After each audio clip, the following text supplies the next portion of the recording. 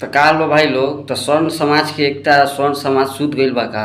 ये जो सासाराम में नीचे वीडियो चलता संतोष सिंह के साथ जो भइल है उनका के अर्धनग्न व्यवस्था में घर से निकाल करके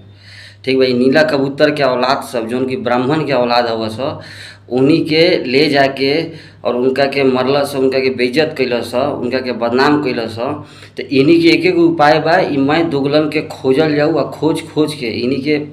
छोड़ल ना जाओ इन्हीं के मार दिहल जाओ ठीक बा। इन्हीं के तो बाबा साहेब के नाम बदनाम करते रह बाबा साहेब के हमनियों के माने नहीं जा एगो तहनिए के नाम माने ला तहनी के बस उन्हीं के उनकर नाम के मिसयूज करता रह हई जो लंबा बार में एगो करिया लइका बा अगर एकर केहू भी एड्रेस होई आई कहाँ के सासाराम में बा अगर कहीं के एकर एड्रेस है तो हमरा के भेजल जाओ हम एकर घर घुस के इनकर माई पे चढ़ के इनका के बताई हिसाब का होला।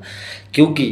अब जितना आदमी चुप रहता स्वर्ण समाज सोचता कि आज ई एक्ट काल ऊ एक्ट ओकर इतना उतने इन्हीं के फायदा उठावता। तो एक बात याद रख लिया कि आदमी ना रही तो कौनो एक्ट काम ना आई तो तहनी के अब शायद वही उपाय हो ना रही इंसान ना रही प्रूफ ना रही कुछ ठीक बतानी के अब जाना तरह से कि कुछ कह के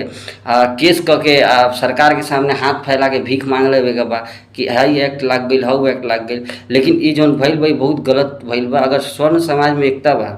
तो एकता दिखावा लोग ठीक बा ना तो फिर चूड़ी पहिरा लोग और भड़वई कर लोग तलवा चाटा लोग ठीक बा।